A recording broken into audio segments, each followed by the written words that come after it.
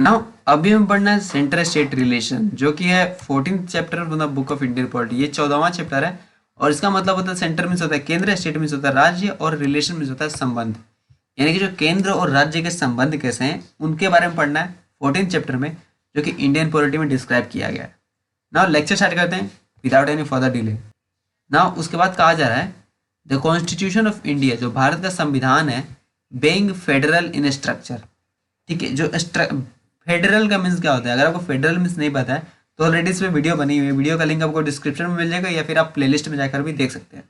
Now being federal इन structure, structure में क्या है, फेडरल है, डिवाइड्स ऑल पावर्स, सभी पावर्स को डिवाइड किया गया है, legislative, executive and financial, that means विधायिका, कार्यपालिका और वित्तीय कार्य, जो भी वित्तीय शक्तियां हैं, इन तीन शक्तियों में उन्हें डिवाइड किया गया है। सारी शक्तियों को, तीन इंपॉर्टेंट शक्तियां, एक विधायिका शक्ति होगी, ठीक है, एक कार्यपालिका कार्यकारी शक्ति होंगी, एक फाइनेंशियल दैट मीन्स वित्तीय शक्तियां होंगी।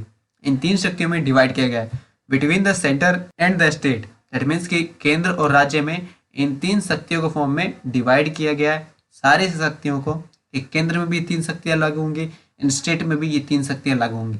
ना इनका मतलब आपको सभी चीज़ों का मतलब समझ में आएगा धीरे धीरे। हाउएवर, हालांकि there is no division of judicial power, यहाँ पे जुडिशियल पावर के लिए कोई डिवीजन नहीं है, ठीक है। As the constitution has established, यानी कि जो संविधान था एस्टैब्लिश्ड हुआ था as an integrated judicial system, एकीकृत न्यायिक पद्धति के रूप में जब हमारे सिस्टम में स्टार्ट हुआ, to enforce both the central laws as well as state laws, यानी कि सेंट्रल लॉज को भी एंड स्टेट लॉज को भी इन्फोर्स करने के लिए, जैसे हमारा इंटीग्रेटेड जुडिशियल सिस्टम में स्टार्ट हुआ था, हैज एस्टैब्लिश्ड, स्थापित हुआ था, तो उसी तरह अब यहाँ पे कोई भी डिवीजन ऑफ जुडिशियल पावर नहीं है, ठीक है। जो जुडिशियल पावर का कोई भी डिवीजन नहीं है, क्योंकि ये समझ में आ गया कि सेंट्रल लॉज को भी वही इन्फोर्स करता है, दैट मीन्स जुडिशियल सिस्टम में इन्फोर्स करता है, एंड स्टेट लॉज को भी वही जुडिशियल सिस्टम में इन्फोर्स करता है।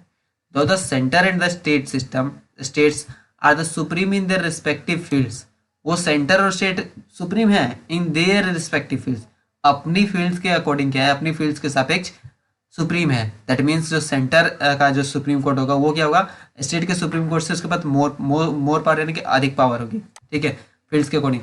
Now the maximum harmony and coordination between them is essential for the effective operation of the federal system. अगर कोई भी फेडरल सिस्टम है तो उसका जो भी ऑपरेशन और जो भी उसमें प्रक्रियाएं हो रही हैं उसको इफेक्टिव करने के लिए, ठीक है, जो इफेक्टिव ऑपरेशंस को करने के लिए इसेंशियल, ये अनिवार्य है। क्या अनिवार्य है? अनिवार्य ये है कि उसमें जो मैक्सिमम हार्मनी हो एंड कोऑर्डिनेशन हो इन द रिस्पेक्टिव फील्ड्स, अपनी अपनी फील्ड के अकॉर्डिंग ना। उसके बाद हैंस, इसलिए the constitution contains elaborate provision, ठीक है, जो कॉन्स्टिट्यूशन है कंटेन्स करता है इलेबोरेट प्रोविजन, दैट मीन्स प्रायोगिक प्रावधानों को, to regulate the various dimensions of the relation between the center and the state। that means जो यहाँ कहा जा रहा है, इसलिए कॉन्स्टिट्यूशन इलेबोरेटेड प्रोविजन, जो भी इलेबोरेट यानी कि प्रायोगिक प्रावधान है उनको नियमित करने के लिए, रेगुलेट करने के लिए, द वेरियस डायमेंशन, उसके जो वेरियस विभिन्न आयाम है उसको रेगुलेट करने के लिए, of the relations between the centre and the state, यानी कि केंद्र और राज्य के जो विभिन्न संबंध है, ठीक है, संबंधों है, उनके जो विभिन्न आयाम है, उन विभिन्न आयामों को रेगुलेट करने के लिए, नियमित करने के लिए इलेबोरेट प्रोविजन, यानी कि बहुत से क्या है कंटेन किए गए इलेबोरेट प्रोविजन, यानी कि प्रायोगिक प्रावधान बनाए गए हैं। इसलिए उसके बाद कर रहे थे द सेंटर स्टेट रिलेशंस, जो केंद्र राज्य संबंध है, can be studied under 3 heads, 3 मुख्य हेडिंग के अंदर पढ़ी जा सकती हैं।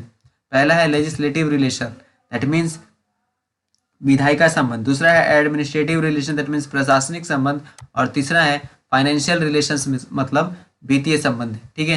तो इन 3 इंपॉर्टेंट हेड्स के अंदर इस टोटल ये जो टॉपिक है सेंटर स्टेट रिलेशन, इसे पढ़ा जा सकता है। अब ये जैसे मैंने बताया था कि लेजिस्लेटिव मीन्स हो गया विधायिका, एग्जीक्यूटिव को एडमिनिस्ट्रेटिव भी कह सकते हैं, एंड फाइनेंशियल को फाइनेंशियल ही कहेंगे, क्योंकि वित्तीय शक्ति है तो वित्तीय शक्ति होगी ना, वित्तीय संबंध।